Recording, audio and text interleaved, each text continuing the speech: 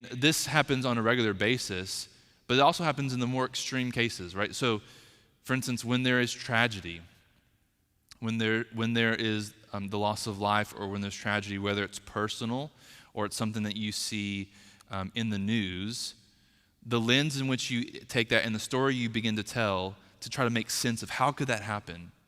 Why did that happen? All of that is informed by your worldview. And that's why people can respond differently to the same situation or the same scenario.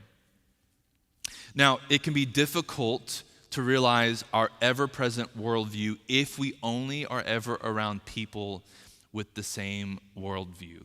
Meaning, honestly, one of the best ways that we can begin to articulate our worldview is by being in proximity with, building relationships with people that have a different worldview, to where it begins to challenge and rub. Now, currently, our culture doesn't love that. In fact, in our culture, there's this polarizing effect that if you have a different worldview than me, you're wrong. I'm going to hold you at arm's distance because I'm right. And I think that's pretty detrimental, honestly, because in order for us to really begin to articulate and come to grips and have a really healthy understanding of our worldview, even to the extent of it needing to maybe shift and adapt and change, we need to be in proximity with people that have a different worldview.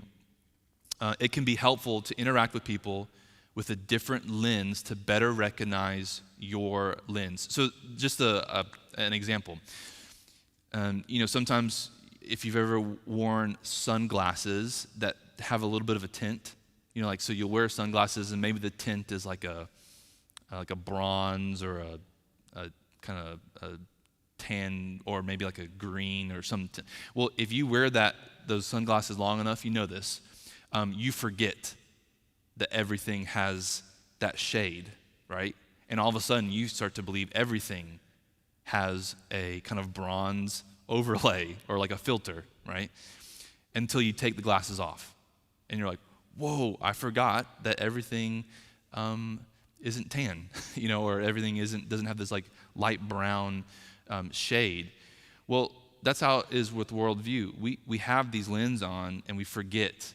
We just assume that everyone is also wearing the same sunglasses until we meet someone that is wearing different sunglasses or no sunglasses at all. So I'll give an example.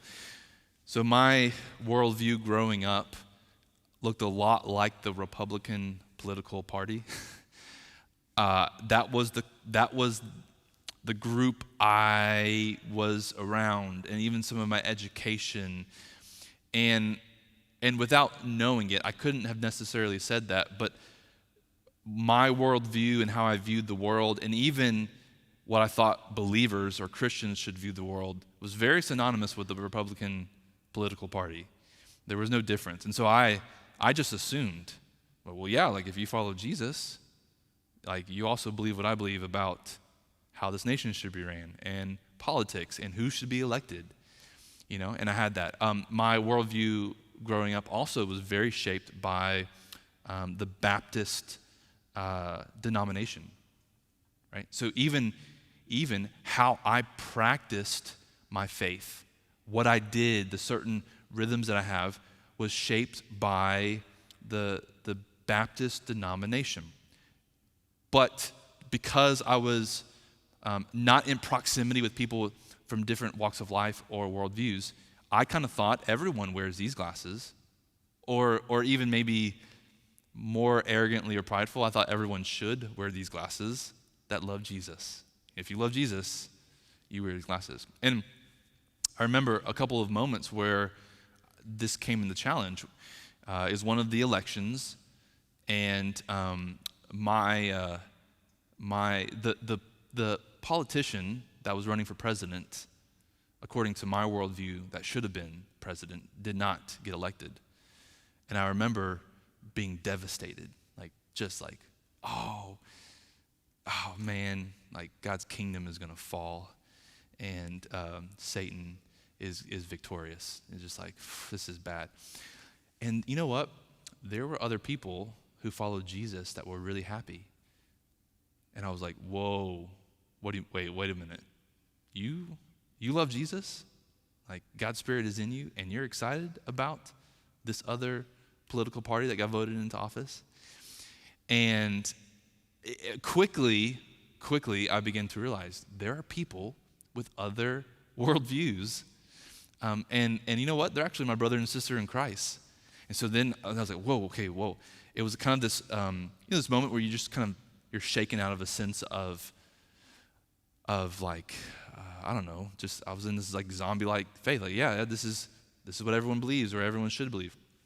Another instance that really came face to face with this is early on a few years ago, where shootings, specifically shootings of African Americans, became prevalent in our nation, got a lot of media attention.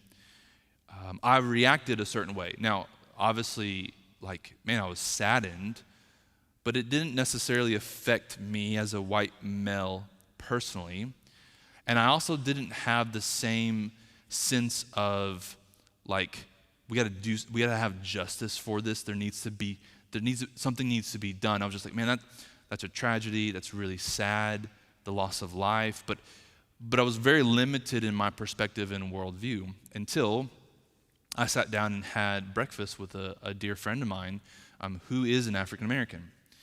And so I began to ask him questions, and this is a guy who loves Jesus, obviously looks very different than me, and he began to talk about in his life all the moments he has personally experienced racism. And all of a sudden, I realized that I have a worldview about our world and about our nation, specifically in regards to social justice, race, and racism, that was so limited. And I began to be challenged by my worldview, by my assumptions, by the stories, by my subconscious assumptions, by someone in proximity that had a different experience growing up. He began to tell me how he would walk into a clothing store and immediately he would be followed around by security. Right? Immediately, just because the color of his skin, he knew that eyes were on him to whether or not he would steal something from the clothing store.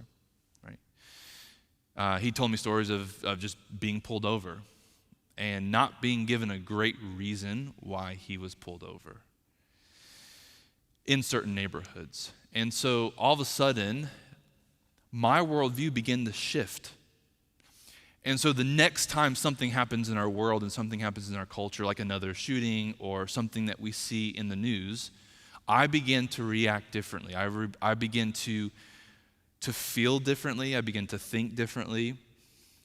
My faith didn't change. I still followed Jesus, but my worldview began to shift and began to be challenged, and I think in a good way.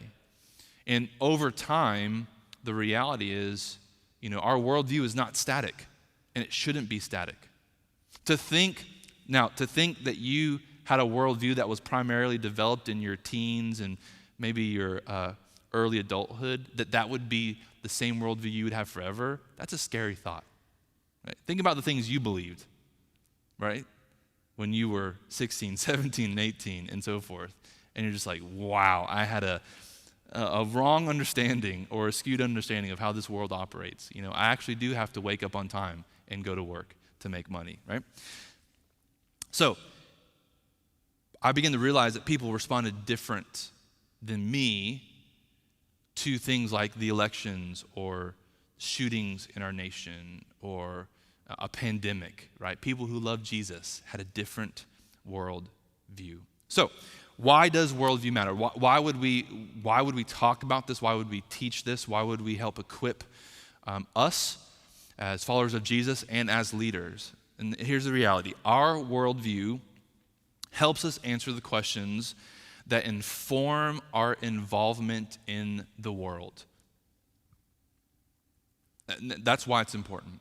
Because we have to understand that our worldview truly does inform our involvement in the world. The things we talk about, things we don't talk about, the things we take action on, things we don't take action on. And when we take action, how we take action, or when we say something, how we say something, is informed by our worldview, which means we need to be able to articulate what that is and also be able to allow there to be maybe a shifting or a sanctifying or a refining process